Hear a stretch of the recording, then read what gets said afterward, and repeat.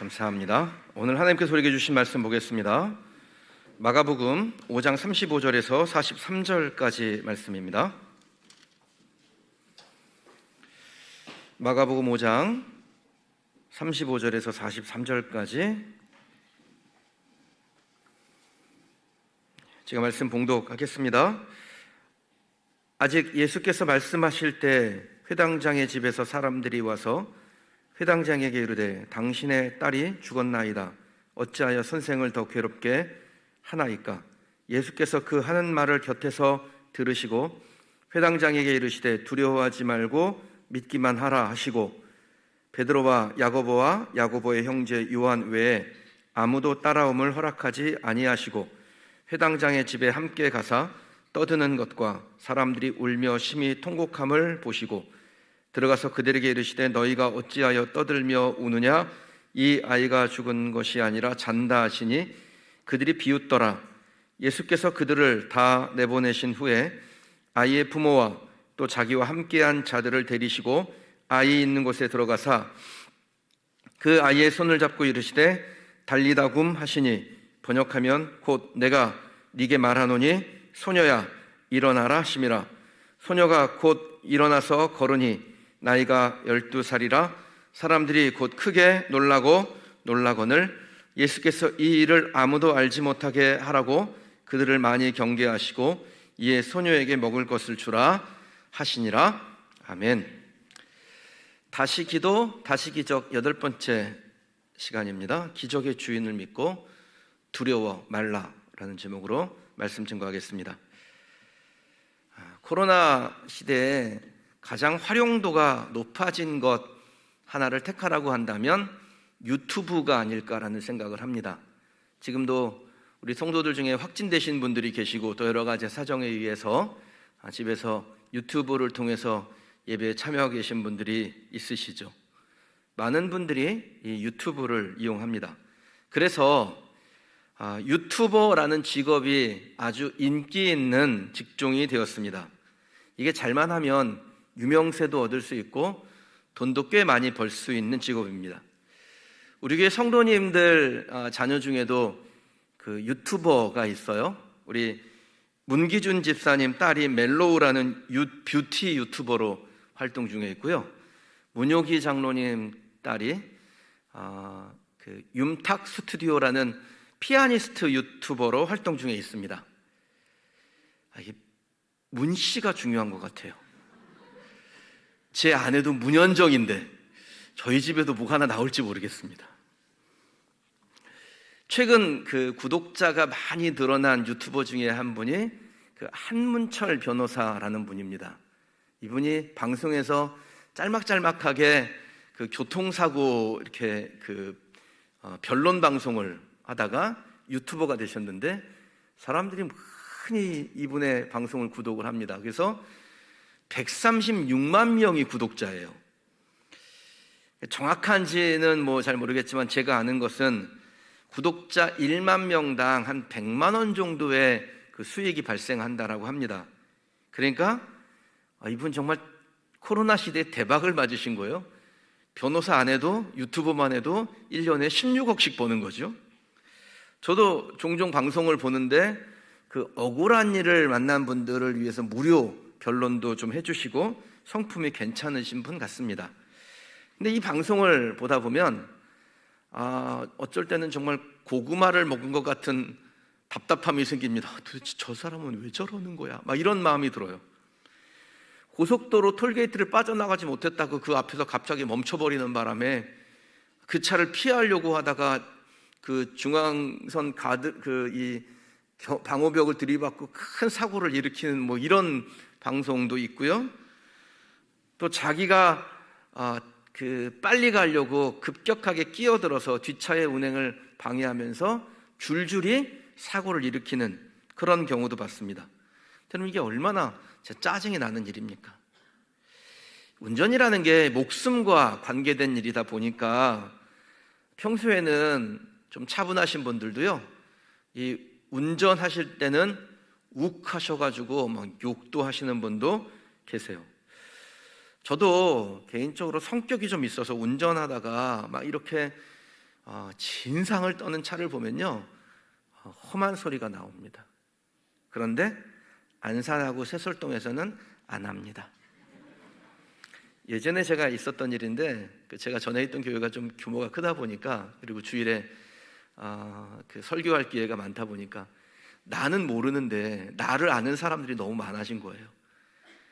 근데 한 번 운전을 하는데 앞에서 차가 좀 너무 그냥 이상하게 운전을 해가지고 신호대기 할 때 내가 옆에 딱 세우고 차문을 딱 내리고 인상을 빡 쓰면서 뭐라고 하려고 그러는데 상대편 운전자가 차문을 열더니 목사님 안녕하세요 그러는 거예요. 제가 그때부터 안산하고 새솔동에서는 성격을 죽였습니다. 토론토 대학교에 중독과 정신건강연구소라는 곳이 있는데, 이곳에서 10년간 데이터를 축적해서 그 결과를 발표했는데요, 운전자들을 가장 화나게 하는 것 1위가 급격한 끼어들기랍니다. 이게 큰 사고를 유발할 수도 있어서 운전자들이 굉장히 싫어하는 것 중에 하나라고 합니다. 여러분들도 종종 당해보셨고 또 가끔 해보시고 있죠. 웬만하면 끼어들기 하지 마시기 바랍니다. 끼어들기 하다가 걸리면 과태료가 4만 원이에요. 근데 오늘 본문에 보면 이 누군가의 끼어들기로 인해서 진짜 미칠 것 같았던 사람이 한 명 나옵니다. 지난주에 예수님의 옷자락을 붙들고 늘어져서 자기 병을 치유했던 12의 혈루병 앓다가 치유받은 여인에 대한 말씀을 같이 나눴는데, 그 여인 때문에 그 순간에 한 아이의 아버지는 정말 미칠 지경이었을 거예요. 이 사람의 이름은 야이로라는 사람인데 직업이 회당장이었습니다. 딸이 병들어서 죽게 되자 이것저것 이 아이를 낫게 할 수 있는 사람을 찾는데 방법이 없었어요. 그러다가 듣게 된 소문이, 예수님은 죽은 자도 살리신다라는 소문 듣고 이 예수님에게 나와서 자기의 딸을 고쳐달라고 간절하게 구했습니다. 회당장은 유대 마을마다 회당이라는 곳이 있었는데요, 지금으로 말하면 교회인 것이고, 또 회당장은 그 교회의 담임 목사와 같은 역할을 하는 사람입니다. 그 당시가 종교사회니까 꽤 높은 지위에 있는 사람이라고 할 수 있습니다. 그런 사람이 예수님을 찾아와서 간청하고 또 간절하게 구했으니 얼마나 마음이 다급했겠나 짐작이 됩니다. 예수님도 이 야이로의 간절함을 아셨는지 아이를 고치기 위해서 그 길을 따라 나섰습니다. 그런데 예수님이 움직이니까요, 예수님 주변에 있던 군중들이 뭔 구경거리가 날까 싶어가지고 다 같이 움직였습니다. 사람들의 심리가 좀 그렇지 않습니까? 막 여러 사람이 모여있으면 거기 뭐 좋은 일 있나? 그리고 들여다보고 같이 모여들고 그러잖아요. 너무 많은 무리가 모이니까 이리 밀고 저리 밀고 하는 바람에 예수님의 걸음이 계속해서 지체가 되었습니다. 야이로의 마음이 막 타들어갔겠지요. 이렇게 지체하다가 우리 아이가 잘못되면 어떡하지? 그런 마음이 있었을 겁니다. 이게 자식을 키우는 부모들은 다 이 마음 이해하실 거예요. 저도 비슷한 경험이 있었는데요, 우리 집 막내가를 제가 뭐라고 부르냐면 쪼꼬미라고 부릅니다. 이 아이 보통 우리가 작게 낳아서 크게 키운다라고 하는데, 우리 집 아이는 작게 낳아서 지금도 작습니다. 그래서 너무 귀여워서 제가 핸드폰에 이름을 쪼꼬미라고 저장을 해놨어요. 내리사랑이라는 말이 있잖아요. 내가 이 아이를 좀 예뻐하는 편인데요, 그래서 제 전화번호에 저장은 이렇게 되어 있습니다. 일단 쪼꼬미가 있고요, 그 다음에 쪼꼬미 마음이 있고요, 쪼꼬미 오빠가 있고, 쪼꼬미 언니가 있고, 쪼꼬미 외할머니가 있고, 쪼꼬미 친할머니가 이렇게 있습니다. 근데 이 녀석이 어렸을 때 일인데 유치원에서 소풍을 다녀와가지고 기분이 좋아서 소파에서 막 뛰다가 방향 감각을 잃고 자빠졌는데, 마침 그 소파 앞에 교자상을 하나 놨었는데 그 교자상 모서리에다가 이마를 팍 찍어버린 거예요. 얼마나 세게 찍었는지 들여다보니까 허연 게 보여요. 두개골인 줄 알았어요, 처음에. 야, 큰일 났다. 그리고 들쳐업고 종합병원, 대학병원 응급실로 뛰어갔습니다. 사람이 얼마나 많은지 모르겠어요. 나는 마음이 급한데 그 병원에 있는 관계자들은 별로 급하지가 않더라고요. 제가 보통 그 메디컬 드라마들 있잖아요. 낭만 닥터 김사부, 슬기로운 의사생활 이런 데 보면 응급실에 환자가 도착하면 막 간호사, 의사들이 달려들어서 막 요란을 떨잖아요. 고대병원 응급실은 엄청 침착합니다. 접수하고 대기실에서 호명할 때까지 기다리세요. 그러고서는 부르지를 않아요. 아이는 축 처져 있지요. 피는 계속 흘렀는데 이걸 화장지로 막고 있는 게 맞는 건지 틀린 건지 점점 화가 나기 시작했습니다. 더 화가 나는 거는 제가 먼저 왔는데 나보다 늦게 온 사람이 진료를 먼저 받는 거예요.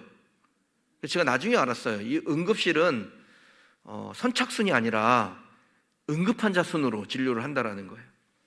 제 아이 순서가 돼서 진료를 받게 됐는데 담당 의사가 그냥 시큰둥해요. 아이고 이거 성형외과 선생님 오셔야 되는데 어떻게 하시겠어요? 기다리시겠어요? 그러는 거예요. 그래서 언제 오시냐 그랬더니 퇴근하셨으니까 지금 호출하면 뭐 새벽에 오실라나? 이러는 겁니다.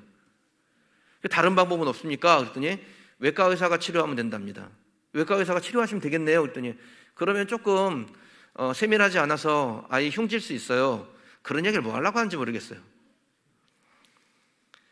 나만 마음이 급하지 의사들은 하나도 마음이 안 급하시더라고요. 여기 의사 선생님 한 분 계신데 좀 마음 급해지시길 바랍니다. 제가 마침 아는 그 성형외과 선생님이 계셔가지고 이제 전화를 했더니 또 그분은 마침 태국으로 세미나가 있대요. 그럼 다 하시는 말씀이 목사님 이게 상처가 나는 거는 봉합하지 마시고 24시간 이내만 하면 되니까 기다렸다 내일 아침에 성형외과 한 곳 골라서 가서 하시면 됩니다. 그래서 한 12시쯤 이제 아이를 데리고 와서 잔운동, 만운동 하고 있다가 아침에 병원 문 열 때 막 갔어요. 저 중앙동에 성형외과가 얼마나 많습니까? 근데 한 군데도 우리 아이를 이게 상처를 치료해주고 봉합해준다는 데가 없는 거예요.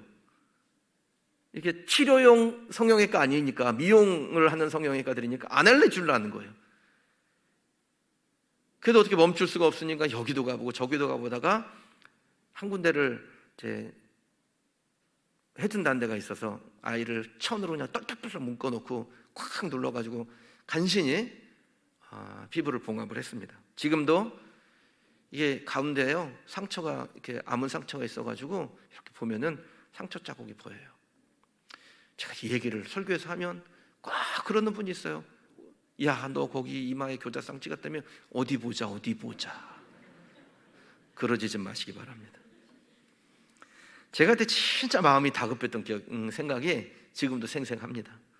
근데 오늘 본문의 이 야이로는요, 뭐 저하고 비교할 수 없죠. 10배, 100배 그 마음이 다급했을 겁니다. 어떻게든지 빨리 예수님 좀 모시고 아이에게 가보려고 하는데 사람들이 너무 많으니까 그 길을 뚫느라고 좀 비켜봐요, 길 좀 막지 좀 마요 소리를 지르면서 그 길을 트고 있는데 정말 짜증나는 일이 발생했어요.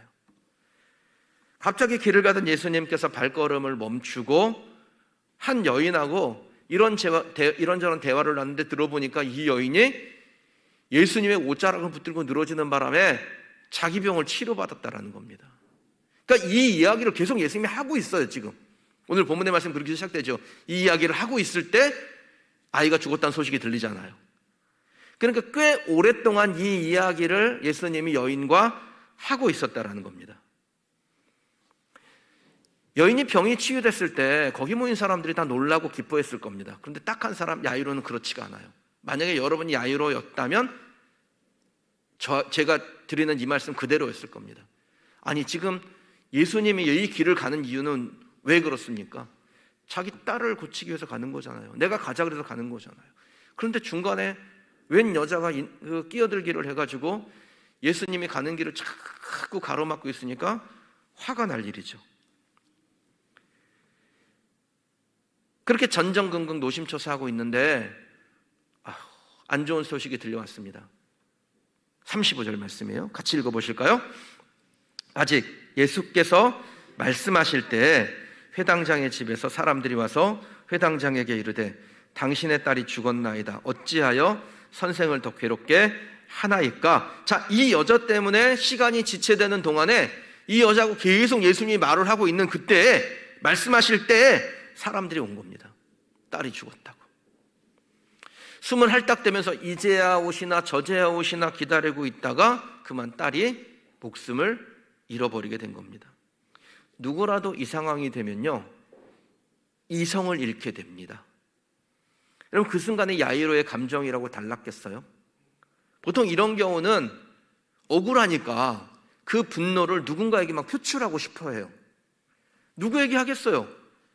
이 여자 때문에 내 딸이 죽었어. 야이로의 마음이 그렇지 않았을까요? 그런데 본문의 말씀을 보면요, 좀 이상한 부분이 있습니다. 지금 막 딸이 죽었다는 소식을 듣게 되었는데 이 야이로가 생각 밖으로 침착합니다. 거의 마음의 동요가 일어나지 않은 것처럼 성경이 야이로의 감정에 대해서 뭐라고 표현을 안 해요. 생략한 것이냐? 저는 그렇다고 생각은 안 합니다. 왜냐하면 야이로의 딸이 죽었다는 소식을 전하는 사람들의 감정의 상태, 그리고 그 장례식장에서 사람들이 가지고 있었던 그 감정의 상태가 비교적 상세하게 묘사가 되어 있는데, 정작 딸 아이의 아버지, 가장 감정적인 변화가 컸어야 될 아버지의 감정을 생략했다라는 것은 조금 맞지 않는 것이죠. 그렇다면 이 상황에서 야이로는 도대체 어떤 감정이었을까요? 그의 마음은 어땠을까요? 여러분, 우리도 이 야이로와 비슷한 환경을 만나게 될 때가 있을 겁니다. 어쩌면 지금 만나고 있는 분도 있습니다. 자녀가 입시에 실패했다든지, 실직했다든지, 사업이 부도났다든지, 이혼의 위기에 있다든지, 심각한 질병 때문에 고통당한다든지, 정신적인 문제 때문에 견딜 수 없는 상황에 놓였다든지, 다양한 위기 상황이 우리에게 일어나고 있고 또 일어나지 않으리라는 보장이 없습니다. 그럼 그와 같은 감정의 붕괴 상태에 도달하게 되었을 때 어떻게 하면 좋을까요? 무엇이 우리를 거기서부터 건져낼 수 있습니까? 야이로에게서 해답을 발견해 보시기 바랍니다. 자, 야이로가 만난 상황은 매우 부정적인 상황이죠. 죽어가는 자신의 딸에게 가는 내내 야이로는요, 마음이 불안했습니다.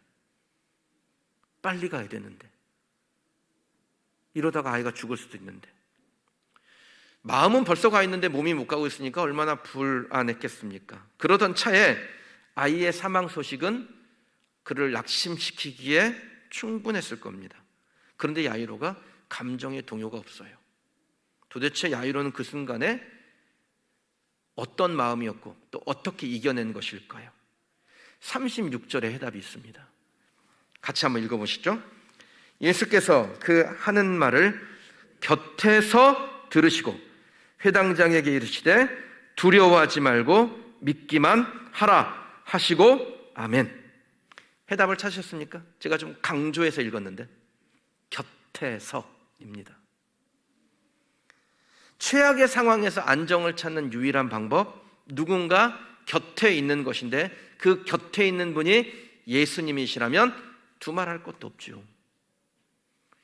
사람들이 와서 그 비극적인 그리고 부정적인 이야기를 하고 있는 그 순간에 그 이야기를 듣는 야이로 곁에 누가 계세요? 예수님 계셔요. 위기 상황에서 예수님이 야이로에게 하신 말씀, 두려워하지 마, 나를 믿어야 돼, 믿기만 해, 그러면 너는 기적의 사람이 될 수 있어. 야이로에게 하신 이 말씀이 저와 여러분들에게 하신 말씀이 되기를 주님의 이름으로 축원합니다. 예수님께서 어떤 상황에서 이 말씀을 하셨는지 한번 보세요. 이 말씀을 하시기 전에 예수님에게 또 야이로에게 찾아와서 그의 딸이 죽었다는 소식을 전하는 이들이 하는 말은요, 조롱이 섞인 말입니다. 36절에 보면 그 하는 말을 들으시고 라는 표현이 나오는데 그들이 했던 말이 뭡니까? 당신의 딸이 죽었어요. 그러니 예수님 괜히 당신의 집에까지 가는 헛수고 시키지 말고 이제 여기서 정리하는 게 맞습니다. 이 말 한 겁니다. 예수님도 살았을 때나 예수님이지 죽었는데 무슨 뾰족한 수가 있겠어요? 예수님 난감하게 하지 말고 여기서 끝냅시다. 지금 이 말을 한 거예요. 그러니까 예수님 뭐 도와주려고 한 게 아니에요. 예수님을 무시하고 그의 능력을 제한하는 말을 한 것입니다.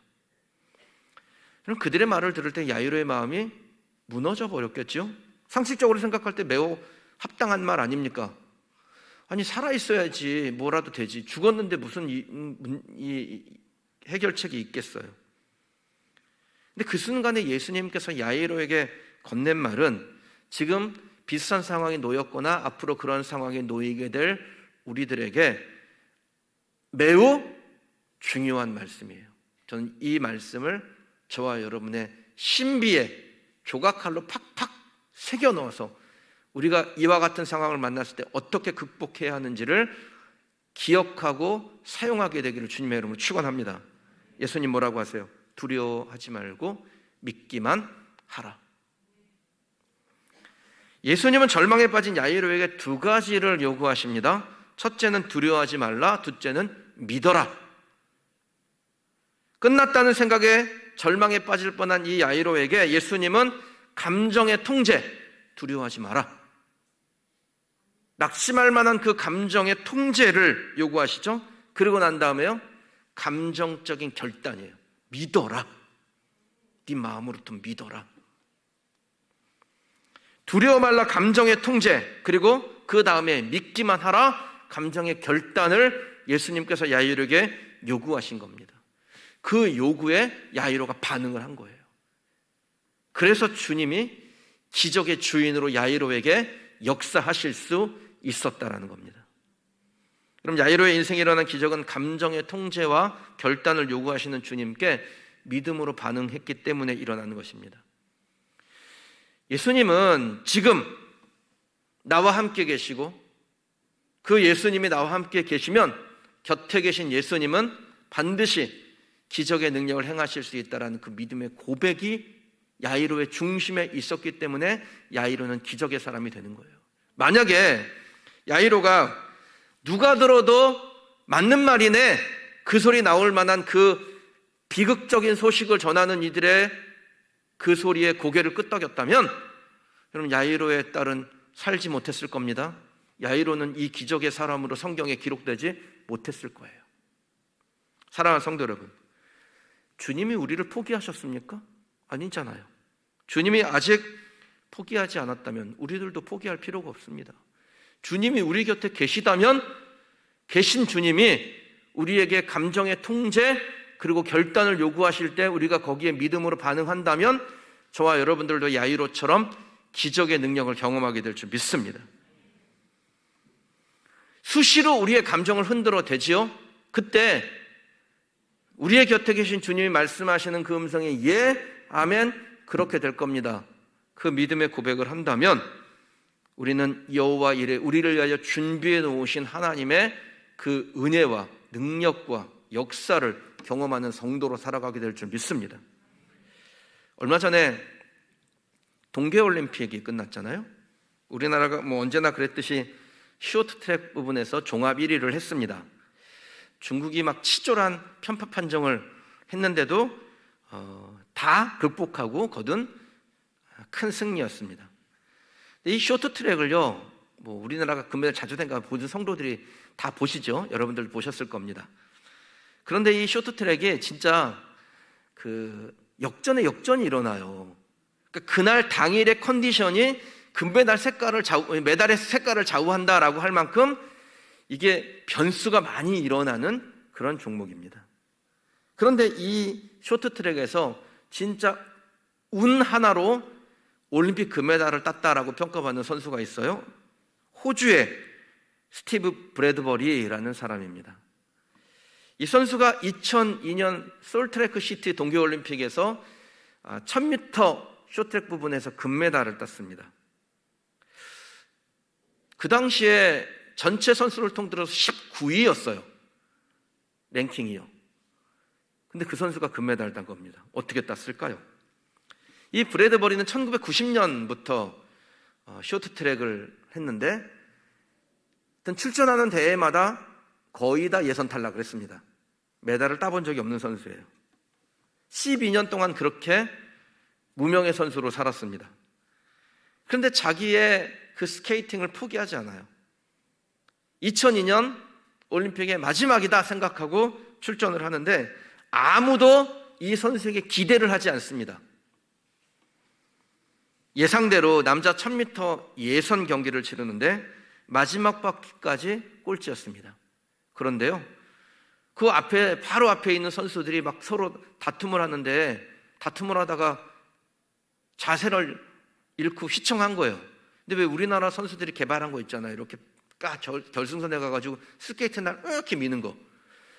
지금 모든 선수들이 그 방법을 쓰죠. 이 선수도 이렇게 밀었는데 어떻게 하다 보니까 정말 간발의 차로 이 선수가 2등을 하게 됩니다. 그래서 간신히 준결승에 올라갔습니다. 준결승에 올라갔는데 3위로 탈락을 했어요. 그런데 2등을 했던 캐나다 선수가요, 경기를 하다가 반칙을 한 거예요. 그래가지고 그 선수가 탈락하는 바람에 3위였는데 2등으로 올라가는 바람에 준결승에 진출하게 됐습니다. 준결승에서는요, 앞서 달리던 3명의 선수가 한꺼번에 다 자빠져 버렸어요. 그래서 엉겹결에 2등을 하게 됩니다. 그래서 결승전에 올라갔습니다. 결승전에 오른 선수는 5명이었습니다. 제가 이름을 얘기하면 알만한 쟁쟁한 선수들이에요. 결승까지 운으로 올라갔던 이 브래드버리가 마지막 바퀴까지 가는데요, 앞에 있는 선두 그룹에 진짜 한 10여 미터 뒤져져서 꼴찌로 달리고 있었습니다. 그런데 결승선 앞에서 한 2m, 3m 앞에서 이제 1초만 지나면, 1초도 뭐예요? 0.5초만 지나면 끝나는 거예요, 경기는. 근데 2m, 3m 앞에서 이 앞서 달리는 4명의 선수가 한꺼번에 다 자빠졌습니다. 브래드버리보다 앞서 달리던 4명의 선수, 우리나라의 안현수, 미국의 안토노노, 중국의 리자준, 캐나다의 매트 트루코, 이 4명의 선수가 진짜 결승선 앞에서 한꺼번에 자빠져 버렸어요. 그래서 한참 뒤에 달리던 이 브래드버리가 유유히 1등으로 들어오게 된 겁니다.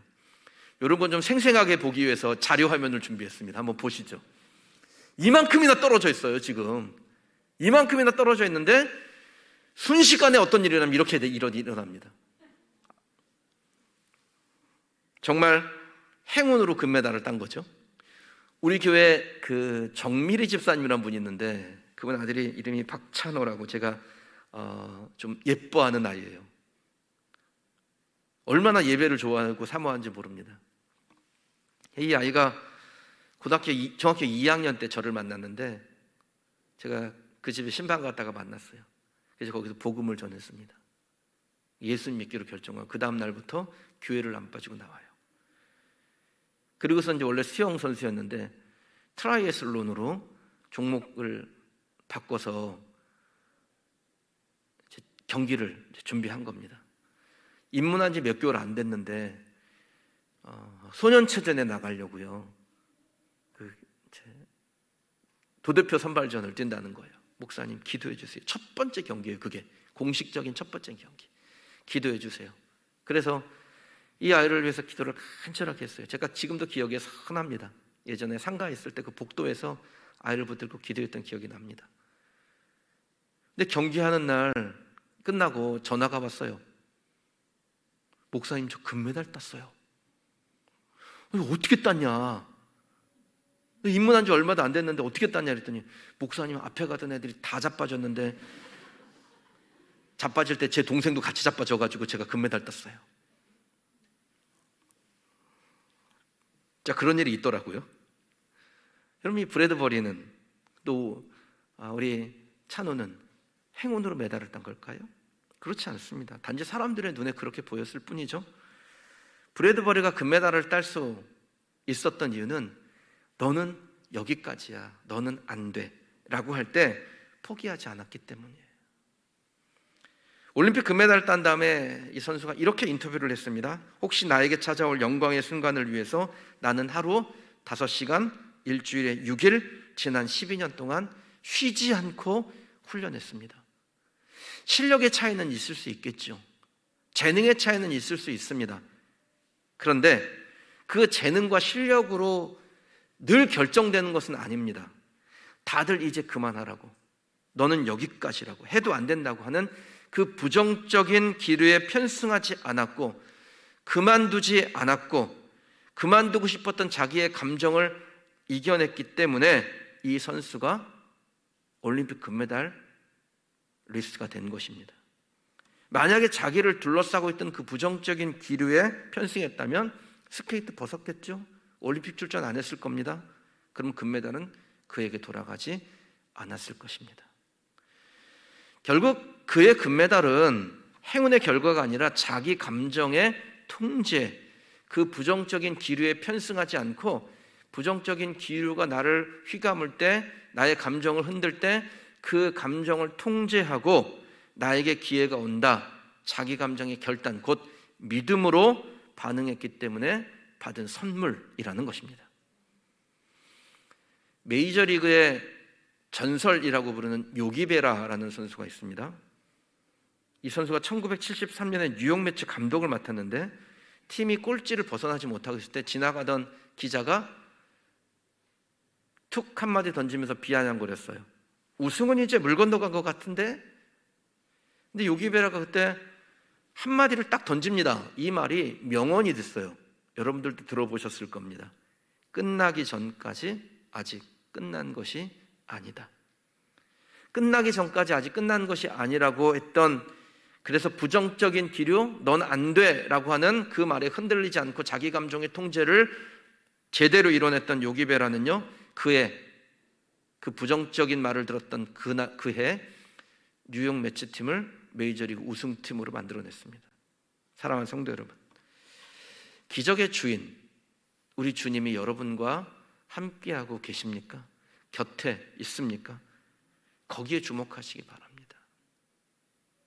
절망의 순간이 찾아와도 우리의 마음에 새겨주시는 하나님의 말씀, 곁에 계셔서 두려워 말라 믿기만 하라, 그 주님의 말씀에 여러분의 시선이 있게 되기를 주님의 이름으로 축원합니다. 내가 감정적으로 무너진 상태를 만났을 때 야이로처럼 곁에 계신 예수님에게 시선 두고 두려워하지 말고 믿기만 하라 말씀하신 주님의 음성에 귀 기울여서 우리에게 펼쳐주시는 하나님의 기적을 경험하는 저와 여러분이 되시기를 주님의 이름으로 축원합니다. 지금까지 심리학을 연구하면서 얻은 최대 학문적 성과가 무엇이냐면 내가 믿으면 믿는 대로 된다, 이거예요.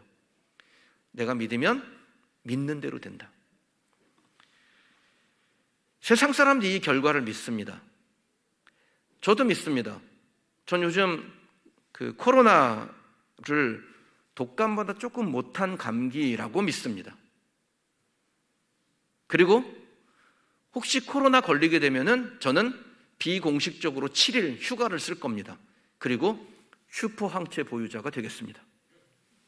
저는 그렇게 믿습니다.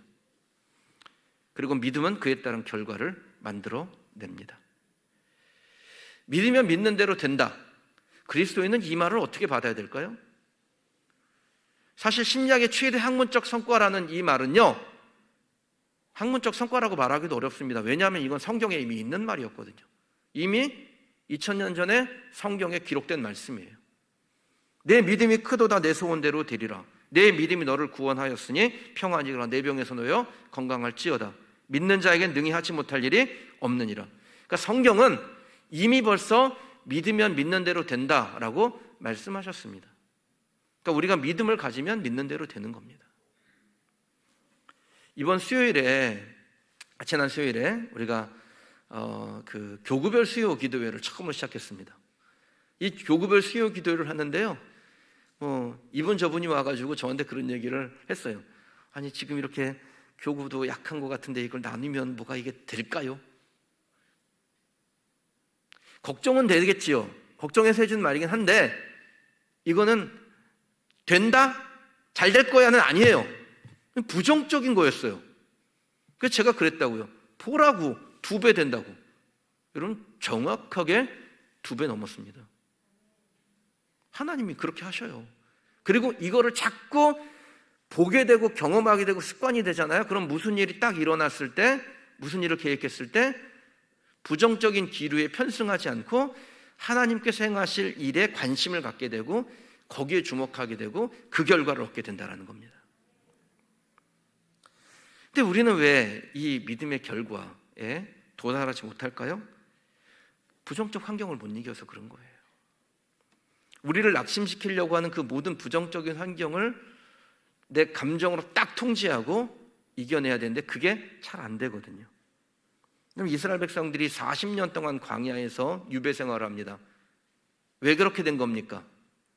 이스라엘 백성들이 힘이 약해서요? 가나안 백성들이 힘이 강해서요? 아닙니다. 부정적인 기류를 이겨내지 못했기 때문에 그런 거예요. 그래서 기적을 경험하고자 한다면 신경 써야 하는 것이 있는데 부정적인 환경을 제거하는 겁니다. 예수님께서 이 야이로의 딸을 그 죽음 가운데서 살리기로 작정하셨을 때 가장 먼저 한 일이 뭐냐면 부정적인 환경을 제거하는 일이에요. 보실까요? 39절에서 40절입니다. 같이 읽어보겠습니다. 들어가서 그들에게 이르시되 너희가 어찌하여 떠들며 우느냐? 이 아이가 죽은 것이 아니라 잔다 하시니 그들이 비웃더라. 예수께서 그들을 다 내보내신 후에 아이의 부모와 또 자기와 함께한 자들을 데리시고 아이 있는 곳에 들어가사. 아멘. 자, 예수님께서 두려워하던 야이로에게 믿기만 하라 라고 말씀하신 다음에 죽음의 현장으로 가시죠. 지금 이 장례는 호상이 아닙니다. 오래오래 살다가 평안히 죽은 장례가 아니에요. 제가 장례식에 가면요, 보통은 이제 이렇게 이 야이로의 집에 일어난 장례식 같은 장례식 가는 건 되게 드문 일입니다. 보통은 그냥 거의 다 호상이에요. 나이가 많이 들어서 평안히 돌아가신 경우를 장례식에서 경험하게 됩니다. 그런데도요, 예배를 마치고 이렇게 성도들과 같이 잠깐 내놓은 상을 대할 때 얘기하다 보면은 뭔가 좀 재미난 얘기가 나올 때가 있어서 제가 좀 큰 소리로 웃을 때가 있는데 섬짓 놀래요. 내가 장례식에서 이렇게 웃으면 안 되지? 이게 장례식이라고요. 근데 이 아이로의 장례식은 그런 장례식이 아니에요. 지금 12살 아이가 죽었어요. 사람들이 다 울고불고 난리가 났습니다. 그러니까 딱 들어간 순간에 그 장례식 슬픔의 도가니에 그 압박에 위축되기가 쉽습니다.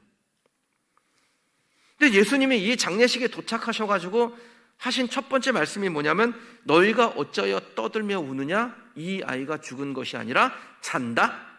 이렇게 말씀을 하세요. 예수님께서 하신 말씀에 사람들이 반응을 하죠. 뭐라고 반응을 합니까? 딱 한 줄로 설명하고 있습니다. 그들이 비웃더라. 헬라어 성경에는 미완료 시제로 되어 있습니다. 그러니까 한번 비웃고 만 게 아니라 계속해서 예수님을 비웃고 사람들이 그렇게 했다는 거예요. 그래서 예수님이 두 가지의 행동을 하시는데 첫 번째 하신 행동은 자신을 비웃는 사람들을 다 내보내시는 것이었습니다. 이 내보내다라는 것의 헬라어 단어를 에크발론이라는 단어를 쓰는데요, 강압적으로 몰아내다라는 뜻입니다.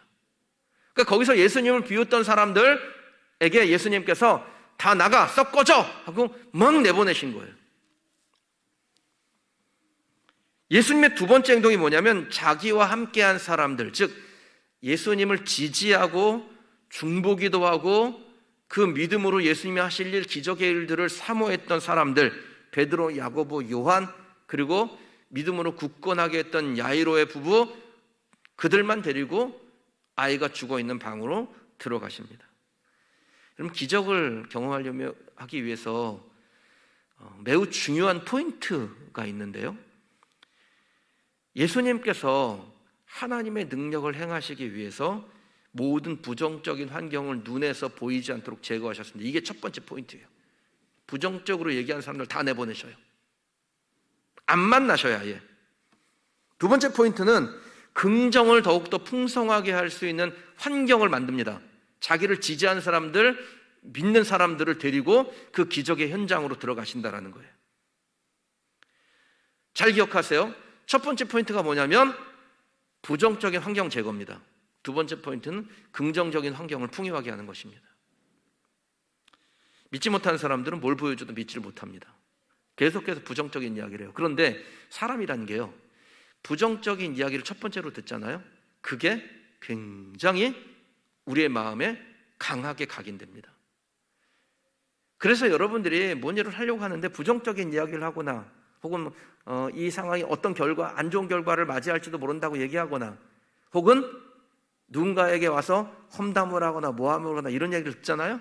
그러면 딱 귀를 닫아야 돼요. 내가 여기에 정신줄을 놓고 있다가 완전히 나도 망할 수 있다.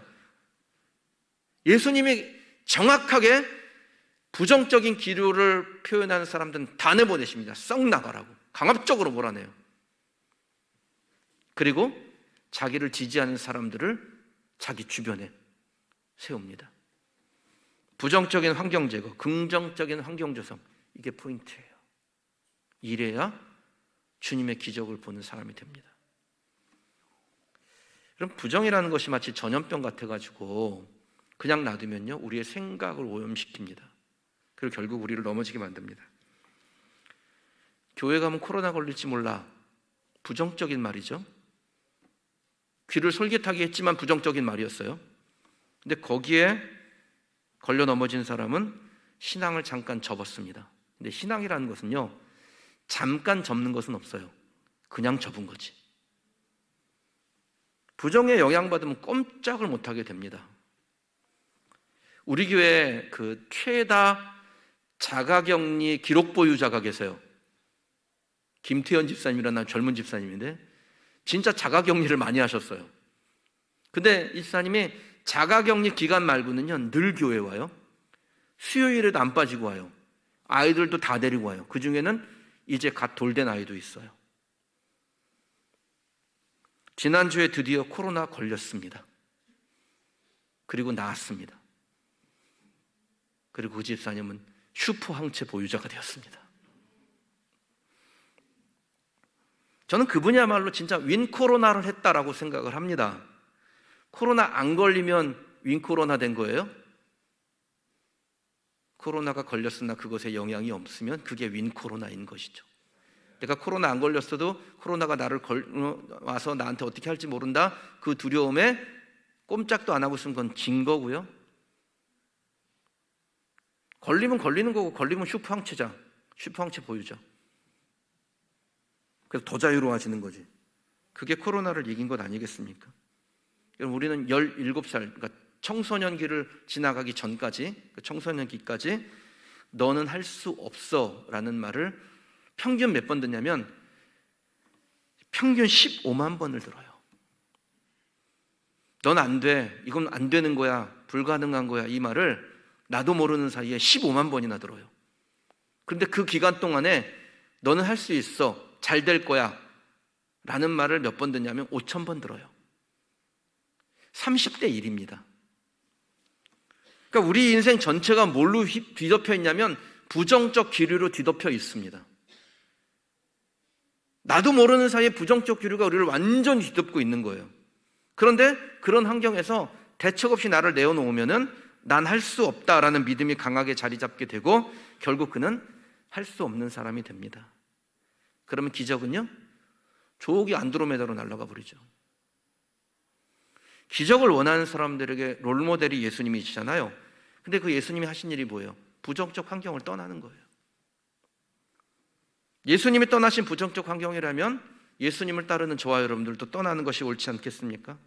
그래야 새로운 용기가 생기고 믿음의 행동을 할 수 있지 않겠어요? 예수님이 부정적 환경을 제거하시고 긍정적 환경을 조성하신 것처럼 저와 여러분들도 우리의 삶에 일어나는 모든 부정적 환경을 의도적으로 떠나고 긍정적 환경을 의도적으로 만드는 성도들이 되시길 주님의 이름으로 축원합니다. 위기요? 계속 찾아옵니다. 이 코로나 끝나면 끝나나요? 그럼 코로나 비슷한 게 계속해서 옵니다. 윌리엄 맥닐이 쓴 전염병의 세계사라는 책을 보면요, 우리 인류의 미래가 어떻게 될지 답을 찾을 수 있습니다. 165년에 로마에 역병이 돌았는데 이 역병을 발견한 사람의 이름을 따라서 갈렌 역병이라고 불렀습니다. 이게 아마도 천연두가 아니었을까라고 추정을 하는데 그때 몇 명 죽냐면 500만 명이 죽어요. 541년에 유스티니아누스 역병이 돌아서 많은 사람이 죽었는데 그 당시 수도였던 동로마 제국이었던 콘스탄티노플에서 하루에 10,000명씩 죽었다고 그랬어요. 14세기에 패스트가 유행하죠. 이게 17세기까지 끝나지가 않습니다. 300년 동안 이 유행병이 돌아요. 7,500만 명이 죽었습니다. 1918년에 스페인 독감이 돌았는데 그때 5천만 명이라는 사람이 죽습니다. 지금 코로나 때문에 한 600만 명 정도가 죽었고 앞으로도 좀 죽겠죠. 여러분, 이 통계가 우리에게 전해지는 게 뭡니까? 야, 이거 감염병이 무섭구나, 이겁니까? 아닙니다. 감염병은 계속해서 우리에게 찾아왔고, 그리고 그것은 언젠가 끝났다라는 겁니다. 코로나요? 곧 끝납니다. 제 생각에 여름 되기 전에 마스크 벗으라 그럴걸요? 유럽에 패스트가 유행했을 때 유럽 인구의 3분의 1이 죽었습니다. 망했나요? 아니요. 더 강력해졌습니다. 코로나 혹은 코로나로 대변될 수 있는 인생의 위기는 계속해서 우리를 찾아올 겁니다. 그때 우리가 부정적인 환경을 우리에게서 제거하고 긍정의 환경을 더욱더 풍요하게 하며 우리 곁에 계신 주님, 두려워 말고 믿기만 하라고 말씀하시는 그 주님의 음성에 우리가 집중하면 우리는 모든 위기와 악함과 더러운 것을 이기고 승리하는 하나님의 사람이 될 줄 믿습니다. 사랑하는 성도 여러분, 모든 우리에게 위기가 찾아왔을 때 기적의 주인이신 예수님처럼 대응하는 저와 여러분이 되시기를 주님의 이름으로 축원합니다. 우리를 두렵게 하는 감정의 통제, 흔들리는 그 감정을 내가 스스로 통제하는 거예요. 그리고 기적의 주인처럼 부정적인 환경을 제거하고 긍정적인 환경을 조성하는 것, 그것이 위기를 극복하는, 기적을 경험하는 비결인 줄 믿습니다.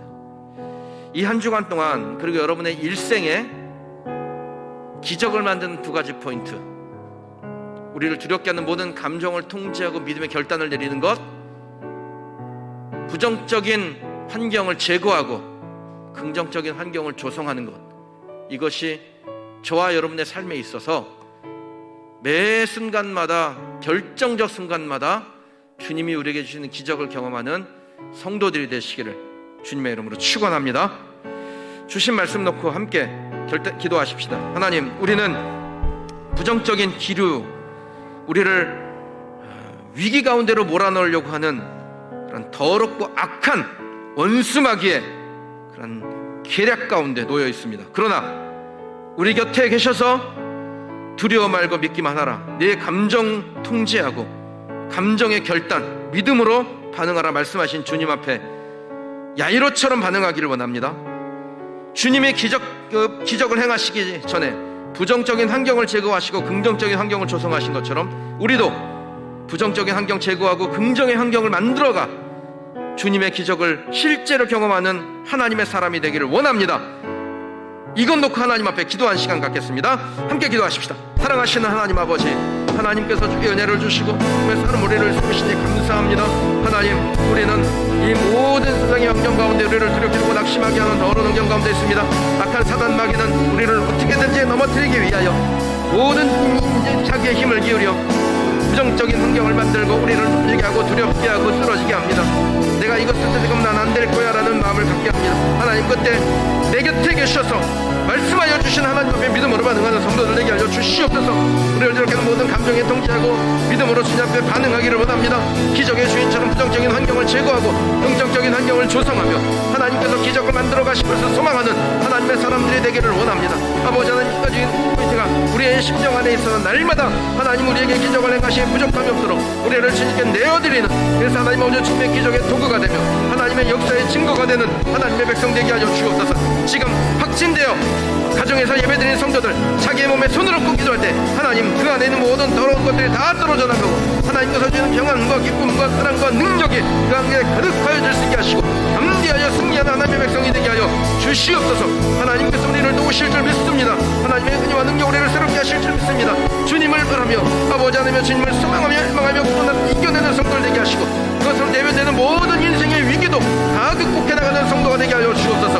하나님, 날마다 우리와 동행하셔서 승리케 하실 줄 믿습니다. 주님의 승리에 동참하며 하나님의 위대하심을 확증하는 하나님의 사람 되게 하여 주시옵소서. 사랑하신 우리 하나님 아버지, 하나님은 우리를 기적의 사람으로 세우셨습니다. 기적의 주인이신 하나님, 우리가 주님의 음성 앞에 믿음으로 반응하며 내 곁에 계신 주님이 말씀하실 때 나의 감정을 통제하고 결단으로 믿음으로 하나님 앞에 나아갈 때 하나님은 우리에게 기적의 주인으로 좌정하실 줄 믿습니다. 기적의 주인이신 예수님께서 모든 부정적인 환경을 제거하고 긍정적인 환경을 조성하신 것처럼 하나님, 우리도 우리의 삶에 일어나는 모든 부정적인 더러운 악한 사단마귀의 계략을 다 제거하고 우리 하나님께서 위대하시니 하나님은 행하십니다. 하나님은 역사하십니다. 긍정적 환경을 조성해가며 하나님의 기적을 믿음의 눈으로 바라보고 소원하는 하나님의 사람 되어 실제로 하나님의 일하심을 보며 주님의 능력을 우리의 삶에서 확증해 나가는 성도들이 되게 하여 주시옵소서. 확진되어서 가정에서 하나님의 치유하심, 회복을 소원하는 성도들, 오늘 말씀에 아멘, 예 그렇습니다 믿음으로 반응하는 성도들에게 하나님께서 주의 손으로 안수하시고 모든 더러운 악한 것을 능히 이길 수 있는 힘을 더하여 주시옵소서. 여러 가지 인생의 어려운 문제를 만났습니다. 코로나처럼 코로나로 대변되는 인생의 위기는 계속해서 우리에게 찾아올 겁니다. 그때마다 예수님 승리하신 것처럼 우리도 승리하기를 소원하오니 주님 우리 곁에 계시옵소서.